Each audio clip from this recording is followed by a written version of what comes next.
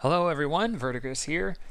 Welcome to another video looking at World of Warcraft Legion Alpha's dungeons. This one will be Darkheart Thicket. I do apologize for the delay in getting this one up. Both this and Vault of the Wardens were a little bit difficult to get some footage for, but I finally got a pretty good run that I am happy to show you. In this video, we will be looking at the encounters from a Vengeance Demon Hunter perspective. I will be going over the boss mechanics, as well as some of the abilities that I used during these fights. The first boss we will be looking at will be none other than Archdruid Gladiolus.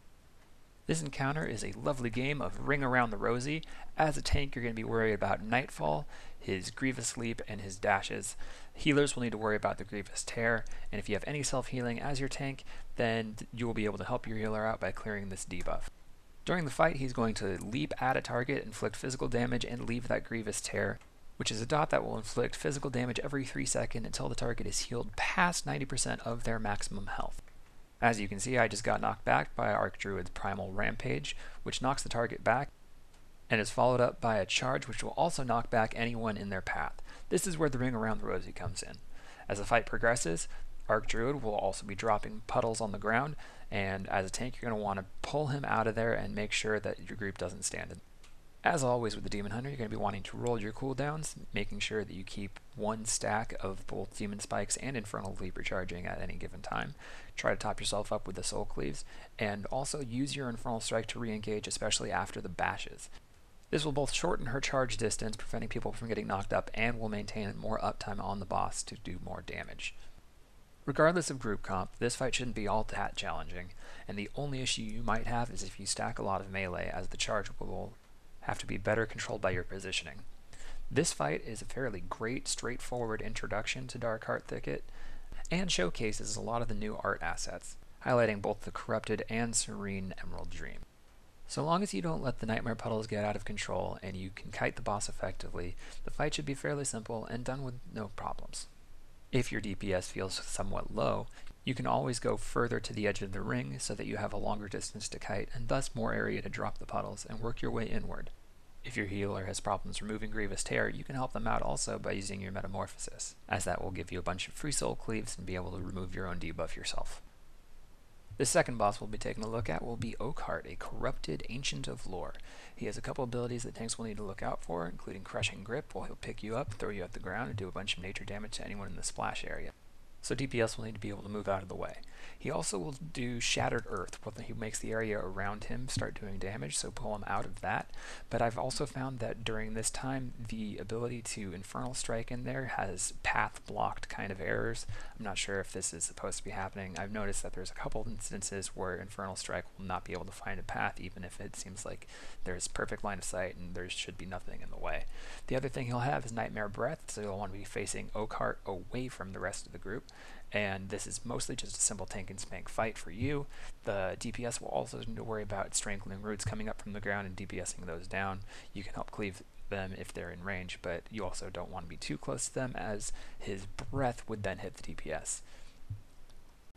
As always, you want to be able to cycle your cooldowns as effectively as possible, making sure though that you have something available for both his breath attack as well as the Crushing Grip, as you'll be basically incapacitated for that time.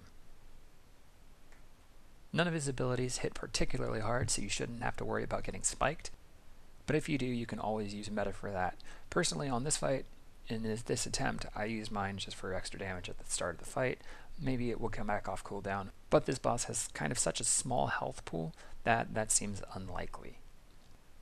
So once again, the cliff notes for this fight: tank him facing away from the group, have DPS kill the roots so they stop taking damage, pull him out of Shattered Earth, and note that you will most likely not be able to Infernal Strike for pain due to pathing issues.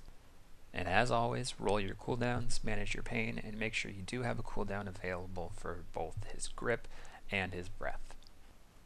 Once you've killed Oakheart, which takes a while, he has a pretty large health, you have the option of going either left or right out of his area. If you go to the left, you get to go to the third boss, and this seems like it might be an optional boss once they actually finish off the dungeon and make it ready for a live version of Legion, or to the Shade of Xavius, the final boss of the instance himself. We'll look at the third boss first, Dresser on the Dragon. It should definitely be noted that I'm really hoping this is an optional boss, only because the trash leading up to him sucks a lot. They have a lot of HP, there's a lot of knockback that knocks you into the eggs that you do see here, and that spawns whelps.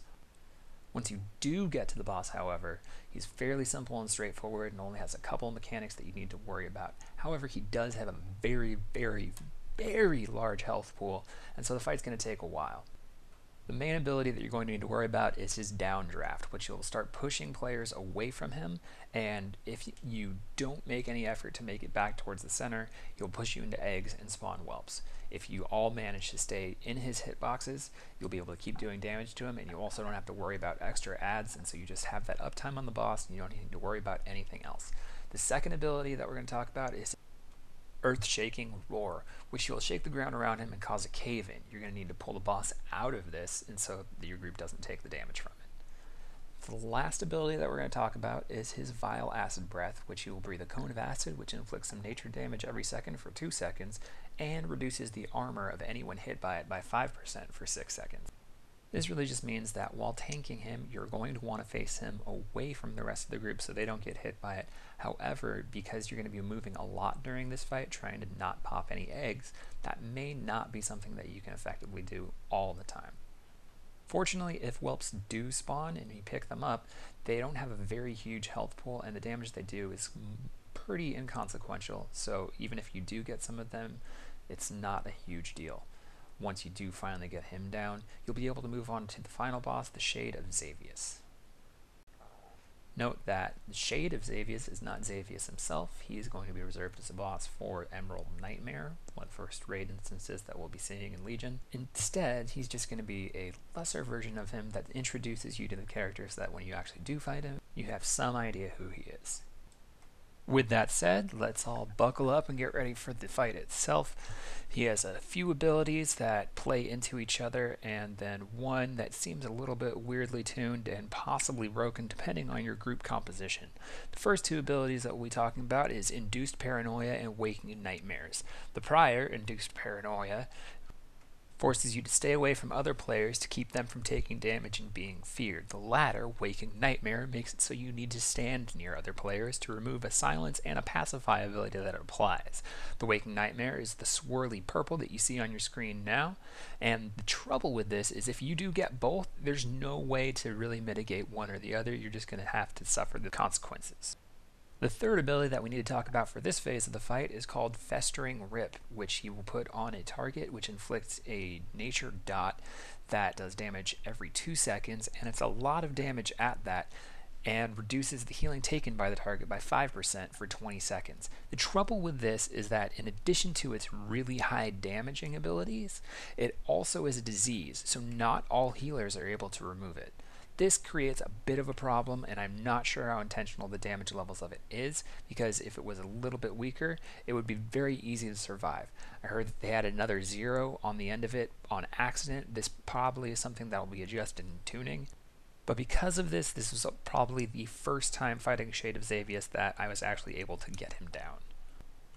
Once you get to the boss to about half health, as we did previously, you have to focus on killing the roots that are strangling Malfurion and Stormrage. This is the second phase of the fight.